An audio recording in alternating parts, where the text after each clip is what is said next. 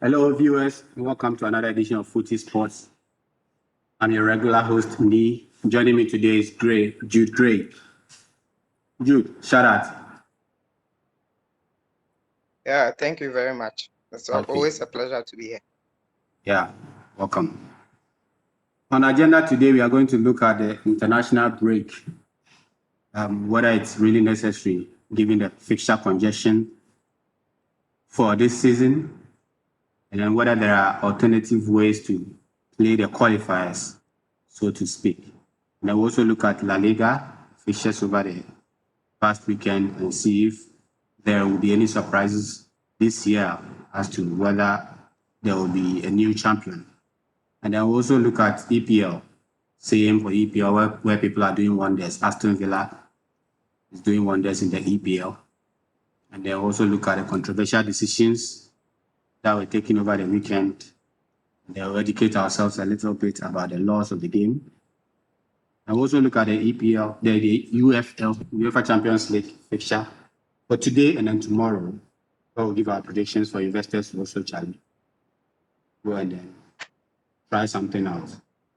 Without much ado, we'll delve straight in. Jude, the international break. This season, the season is very short or congested, I should say. Now they are back-to-back fixtures. You play weekend, play midweek, play the next weekend, another midweek again. And then on top of that, there are international breaks along the line. Is it really necessary to play the qualifiers to get out this one, or could there be alternatives like as the Champions League was played at the back end of last season? They played in a tournament form. They could play the qualifiers like that. Because aside fatigue, there are other issues of people traveling when they return. Others have to go through mandatory in the quarantine and all that. What are your views on that? Well, to borrow the very famous catchphrase, we are not in normal times, right? And when you are not in normal times, it means then that everybody has to apply measures that aren't normal. So I think the qualifiers are very necessary because whether we like it or not, life goes on and normal competitions would also have to resume. And when I mean by normal competitions, there's what's that postponed already to 2020. Yeah. And we like it or not, there'll be an Euros for 2021. There's still a World Cup too. There's still an African Cup to be played. A lot of international tournaments to be played. And we know that they can't just call every nation. So that will also mean a lot of preparation. That will also mean opening up the budget. Because if you are talking about World Cup, what material are we going to choose? Right. Maybe the other alternative people can use is to use the FIFA Coca-Cola ranking. Right. But even if you use the FIFA Coca-Cola ranking to call 64 we have a skewed what's the name? We have a skewed representation. Right. The normal five that Africa will represent, when you look at the FIFA Coca represent Coca-Cola is within the top 64 in the world.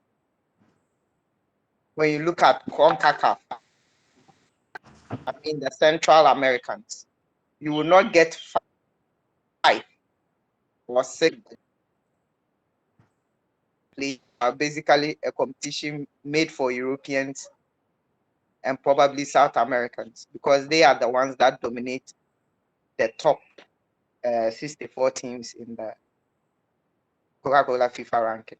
Right. So that already wouldn't represent the World Cup because then that would be an European and South American Cup.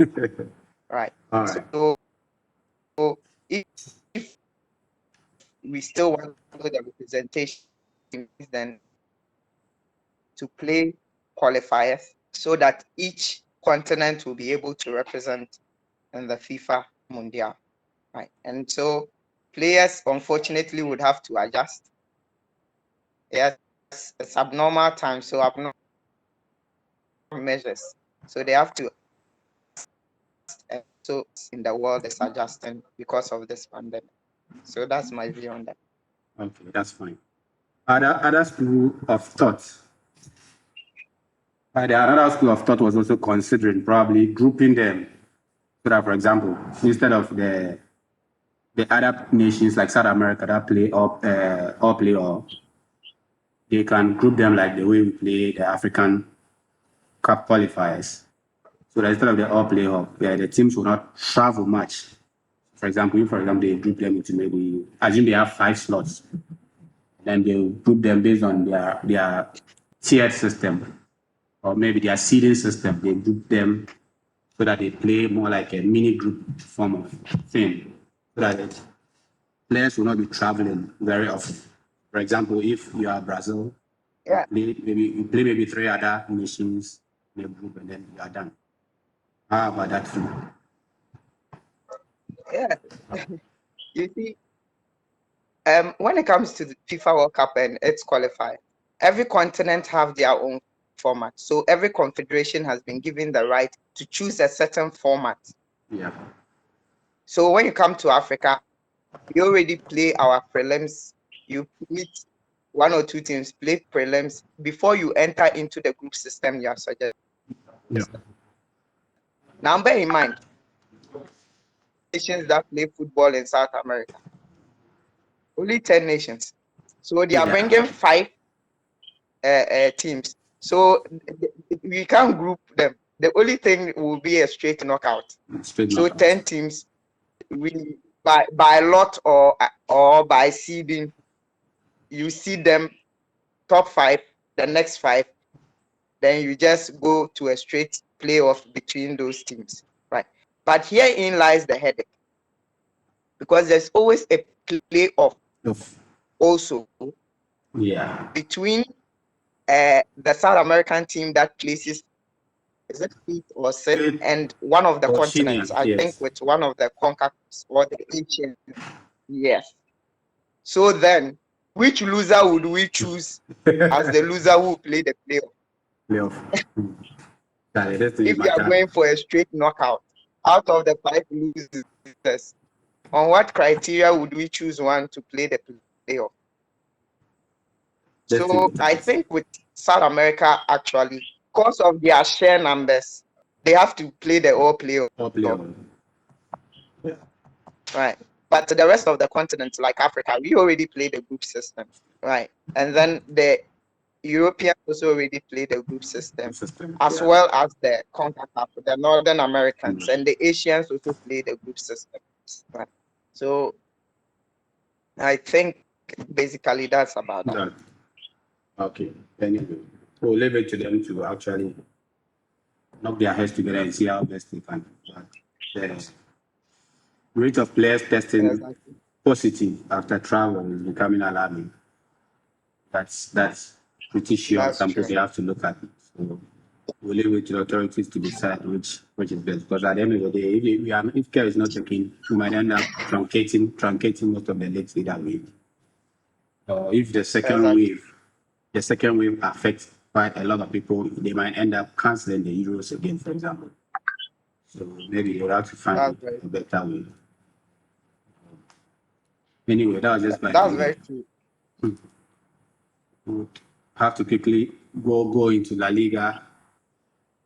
I don't know what's happening to your team, Barcelona, whether they've lost team or whether Lionel Messi is not happy playing for your team again. I don't know what's wrong. This weekend you lost to Getafe, right? And I understand you played into their hands, sort of. Getafe didn't allow you to get the ball, move the ball around so they could chase the ball. You were drawn into their hard play or more like a challenging play, and then It's like they came back on top. Do you think maybe Lionel Messi is not so committed to the cause, given that he's threatening to leave at the end of the season, or it's just one of those blips along the road?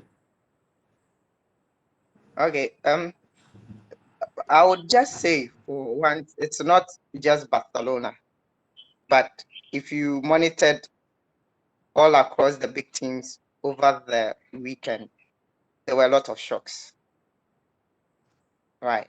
Yeah. So we cannot single out. Even Real Madrid lost to a newly promoted side at home. And for me, that's the most shocking result of it all when it comes to La Liga, because we all know the pedigree of Getafe, especially when they are playing at the Colosseum, and we know how they play. They are very robust, physical side, and like you said, unfortunately, we also went in trying to play a physical game, right? And we played right into their hands because Barca would want to play in a game that flows freely without less interruptions. But if you look at the statistics as far as the fouls was concerned and the whistling was concerned, then you realize then that we spent a lot of the game interrupted. Yeah. With fouls here and there, right? But I would also want us to dress our minds to why it is that this weekend, whenever teams come from the international break, you kind of see these results because most of these big teams have their players traveling very far and near to go and play international friendlies. You can pick out some of the small teams and you realize that only a few of their players travel, some of them not at all. So basically, they are home resting or training, and you have players that will travel almost half of your team or sometimes 2/3 of your team travel, come back 1 day, 2 days training, then you have a match to play. Quite apart from that, one thing we also noticed is that big teams, right, across Europe tend to suffer matches before UEFA Champions League and after. The reason is simple. Depending on who they are playing, they may want to rest their key players because of the Champions League. So here we have two huge factors coming into play. Here are players returning from international break, and right after the break, their next. So the coaches have these decisions to make. Now my players are coming from break, international fixture. It's my first game. Do I rest my key players? Do I play them? And all this. So when you look across, some teams even rested their key players. And when things were going worse, they decided to now try to bring them in, but already. Yeah.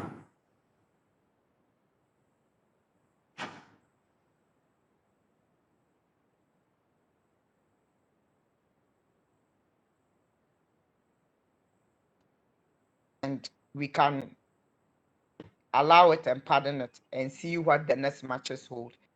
Then again, the issue of Lionel Messi. I think Lionel Messi is less obsessed right now with scoring goals as he used to be. And I am saying so based on what he himself said in an interview some few days ago. Right. He said right now he's really less obsessed about his contribution to the team. And you can understand, you can believe him because right now, when you watch the way he even ran during games, the way he tackles his work rate that he was to Valverde and Kike Setien. He used to walk more, he used to press less, but these days you see him being working more. It was only during the last game against Getafe that he played in the position that he liked, which is the operating from the right wing and cutting in. But then he was being played as a false nine, a position that he played under Guardiola and excelled quickly. Great line does for him is then that is for him to relax while it's because we had a very good midfield consisting of Sergio Busquets, who was at his prime, consisting of the impeccable Xavi and Iniesta. Right. So they would bring you the ball. They have enough creativity to bring you the ball when you are playing as the false nine, waiting for supply. And all that Messi needs at that position is for you to supply. He does the work and then it's done. Yeah. But now, look at the midfield that plays behind him. You are having an inconsistent midfield playing behind him. One, we are talking about a Sergio Busquets, who is not the Busquets we know. Not to say that he's lost quality, but we cannot compare this Busquets to the Busquets that we used to know. You are also looking at a Frankie de Jong who is still struggling to pick up the form we saw of him at Ajax. So we are not really seeing that from him now, right, in midfield. And then you are looking at young that are now coming, they are not tried and tested. So we are talking about Trincao, Pedri, right, who are trying to play for Messi. Now you ask yourself, do teams respect these midfielders to sit down and watch them? They close them down easily. So it makes Messi isolated as a false nine. And I think that it was part of the bigger reason why he was moved in the Getafe game to the right wing. So that now we play through him, through Kike Setien and Ernesto Valverde. Right. And either he played, but much more into the game. We'll just leave it at there and see for the next few games. Then we can see whether Messi is still not into it. Okay. His head in Barcelona. It's a club he really loves. He has a heart there, regardless. Okay, that's good. Basically, this is what I'll say for now. Yeah, and then a moment ago, I shared a screen. You could see the league table. Real Sociedad, Villarreal, Real Madrid, Getafe, Cadiz, Granada, Real Betis, Atletico Madrid is at 8, Barcelona 9, Sevilla 10, and then Valencia 13. Does it look like there will be a surprise this season? Or will just be the Bulldogs coming back to retain their rightful spots? I don't think there will be a surprise this season. I think pretenders down contenders, right? Yes, they've taken advantage of, should I say, an inconsistent start to the season. Sometimes it's also difficult to catch up. For example, Barca have played less matches. Real Madrid too have played less matches. Sevilla have played less matches. Atletico Madrid too are one match short. So those you see at the top, yes, they had the glory and the luxury of time to wait and play more matches. And again, during the UCL times under COVID, the latter stages where only a few teams were participating, these teams were not participating, they were resting, right?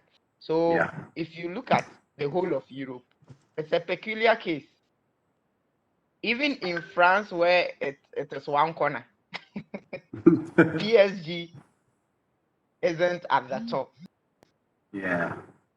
Right. So it goes to tell you that those who participated at the latter end when they recalled the UCL are taking a bit of time to catch up. And not just a bit of time, but they are also some matches short. So when you go to the EPL as well, you will see that Manchester United are a match short. Manchester City likewise. Okay, I think Liverpool are the team that are maybe up to the level of matches. So I think then that when everything falls in order, we will see the real contenders. In La Liga, we will see the Real Madrids, the Barcelonas, the Atletico Madrids still being the teams that are competing. And so for me, I think right now, what we are seeing with Real Sociedad and the likes is just pretenders being the teams that are want to finish in the top 6 that have started well, or want to finish in the top 8, top 10 that have started well. And it is not really peculiar to this season alone, given COVID, but some of the seasons you tend to see these things. Because I remember last season or so, we saw Granada up there in the first few matches. They were up there, but at the end of the season, they finished in top 10 and they were happy. Yeah. Right. And I think that's what happened. Not to say that Real Sociedad is shape of Granada. We have in the good team in Spain football. Probably end up in the top 6, fifth or sixth position. But then the top 4 would definitely be a Barcelona, a Real Madrid, an Atletico Madrid, a Sevilla, and maybe a Valencia will be contending in there, with Sociedad looking for the sixth position or even less. Yeah. That's good. Away from the La Liga, we are moving to the EPL. Over the weekend, there were a few surprises. Notable among them were Aston Villa beating Leicester City at home. I mean, away to Leicester. Leicester were playing at home, and then Aston Villa won there and then won.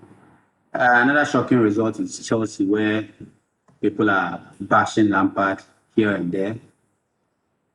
Because they actually were up by 2 goals, and the third goal, and then nobody knows what happened. Southampton came back. But Chelsea were actually playing at home too. Southampton came back and then equalized.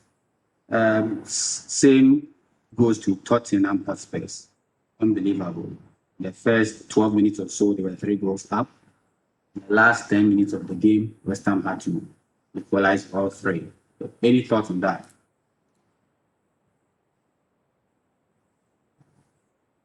Okay. So yes, like you said, everybody knows the surprises in the EPL, and it's been surprising even from the last game week before the international break, where Manchester United fell to a 6-1 defeat, not to remind them of their win. And Liverpool also capitulated to an Aston Villa side to a 7-2. Right. So the This matters. surprises continued. Right. Yeah. But the surprises also raises a key point for especially some of the teams. The teams like Chelsea, teams like Tottenham Hotspur, they are showing us a lot of attacking prowess, yet they show us a lot of defensive frailty. Frailties. Yeah. Right. Chelsea, for example, yes, their attack is still a work in progress, but we are seeing that it is coming up week in, week out. The players they bought are beginning to show through. We are beginning to see the glimpses of Kai Havertz of Leverkusen, and it is showing through. Timo Werner from scratch, from day one, even though he wasn't scoring, but you saw that he had settled with the pace of the EPL and he was working very well. His movement, everything is on point. Now we saw Pulisic in the last game being brought into the fray, and we saw his ability. In the latter stages, we saw Hakim Ziyech, right? And I Yeah. think that will be the 4 attacking players that will start any day for Chelsea. Hakim Ziyech, Kai Havertz, Pulisic, then Timo Werner, right? But if these people can provide you 3 goals, and your defenders will leak those 3 goals in the manner in which they did. They did. It wasn't as though Southampton worked for their goals, especially the second goal. This was a goal assisted by Chelsea themselves. And then put In pressure on them. calamity is an understatement. In a horrendous defending between Zuma and Kepa. And I think Chelsea would have to sort that out, right? Because they've really conceded a lot this season. Okay. Yeah. And same goes to Tottenham Hotspur. They seem not to have their mentality worked out. It's as though they never get comfortable in the lead. They played Newcastle. They lost it at the minute, right on the dime. They drew the match.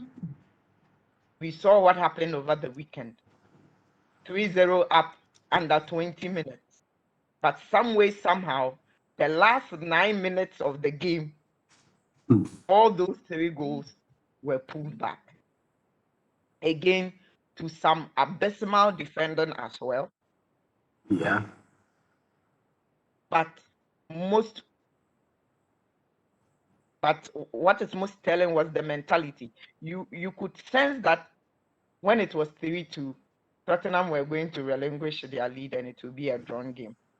Because they were basically just fidgeting behind, trying to close out the game. And that's so unlike Mourinho teams. Yeah. Mourinho teams are usually the team that they only need 1 goal to win. They don't need 3. But herein lies the case, they had 3 and they lost it. So you ask yourself, wow, is this really a Mourinho team? Yes. But then I guess with the quality of players he has up front, he's had to adjust. Spurs are one of the teams in the EPL right now that has a lot of quality in depth, if you ask me. Barring the striking position where it looks like it is just Harry Kane, almost every position has 2 quality players playing there. Yeah.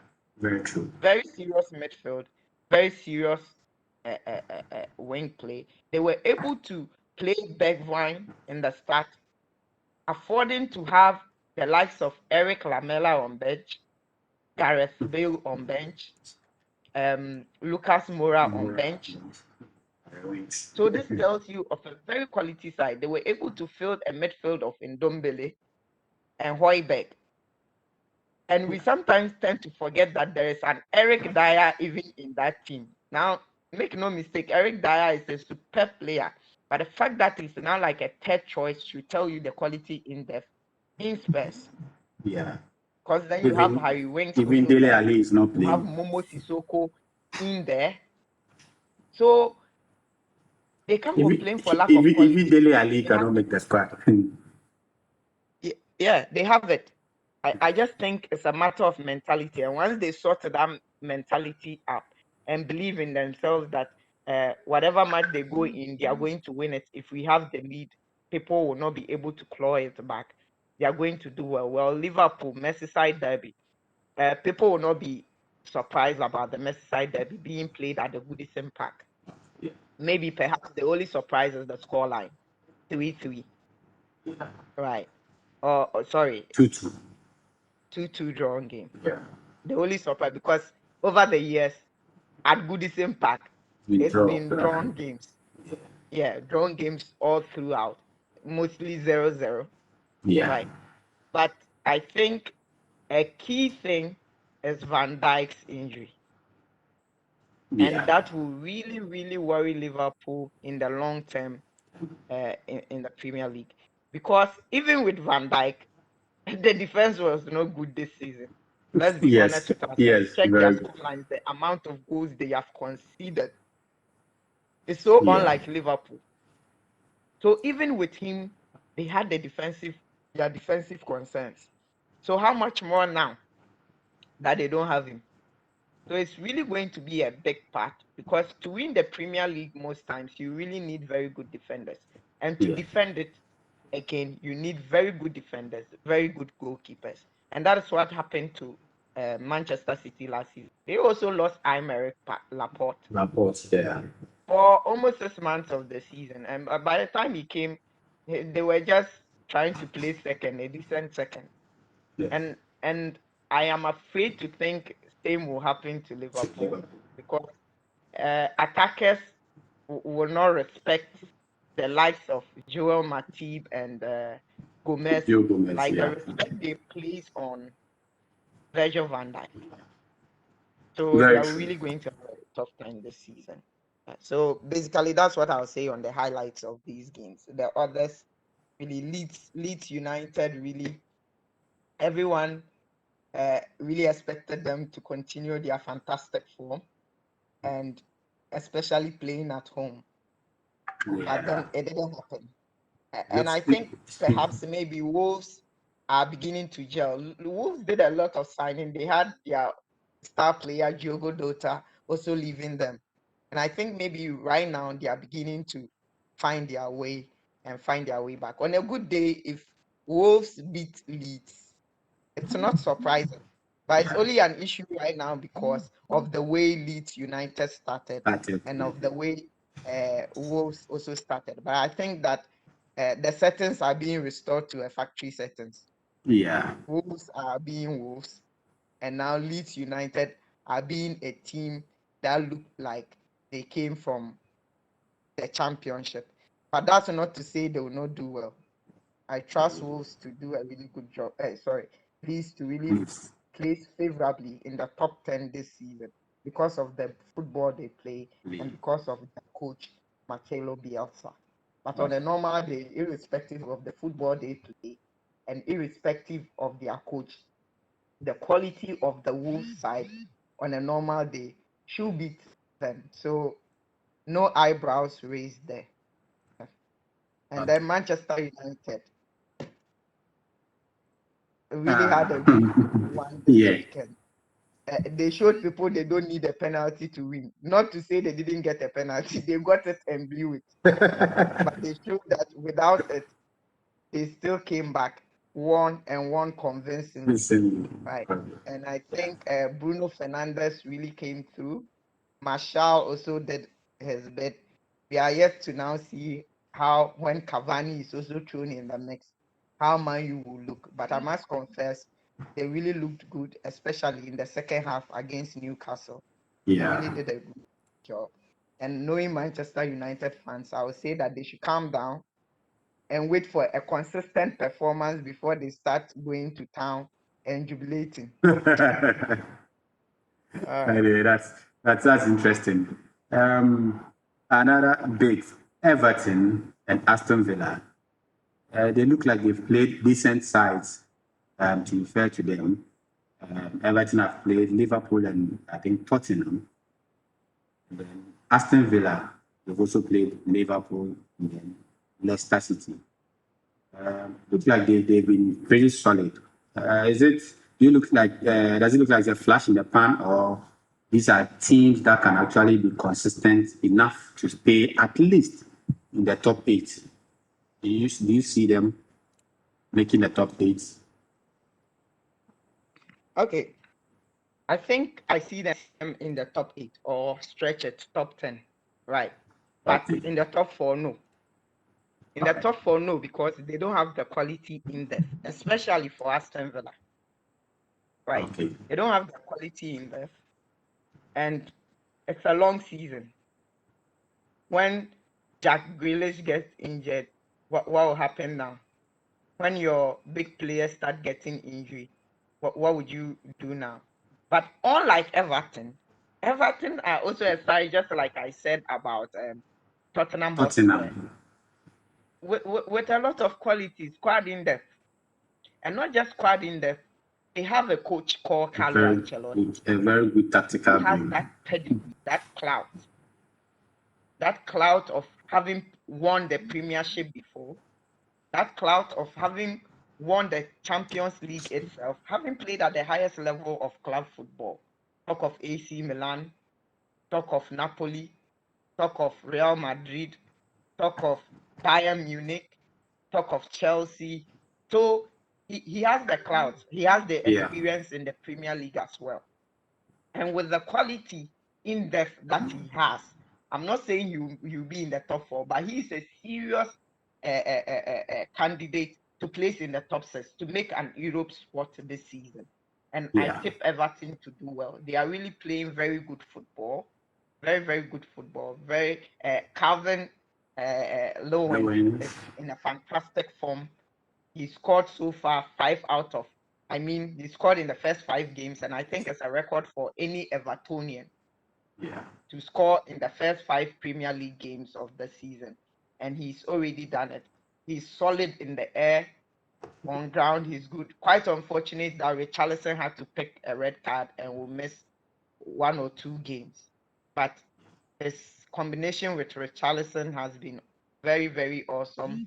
They've brought in James Rodriguez, who doesn't need introduction. We know him.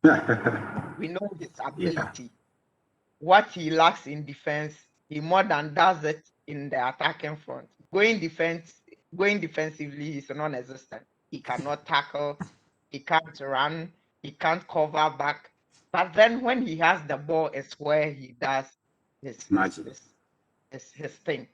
The passes he sprayed, his ability to create, his delivery on set plays is very awesome. We see Lucas Digne in the left back, the crosses he whips in, and combined with the strength in the air of Calvert-Lewin, is something nice to watch when Everton plays. So I tip Everton to finish in the top 6. However, I don't see Aston Villa in the top 6, but they can make the top 8, just like Sheffield United in last season, just like Burnley last 2 seasons. They began so well. They were in the top first 5 games, haven't lost. They were up there, only to finish up in the top 8 or top 10. And for them, that would be a very decent finish for them. I'm telling you, because Aston Villa, after struggling last season to stay in the Premier League, and with what we are seeing right now, they'll be much content to finish in the top half of the league. But trust Everton. I think Everton can make the top 6. Who knows? They may even be an upset in the top 4 and manage to get one of our customary teams out of the top 4. But I think a top 6 finish will be decent enough for Everton. No, that's fine. Viewers, stick and stay with us as we take a short break. Don't go anywhere. Before we go, kindly hit the subscribe button and then hit the small bell, the notification button, so that each time we produce new content, you are automatically notified. And then stick and stay with us. We'll be back soon.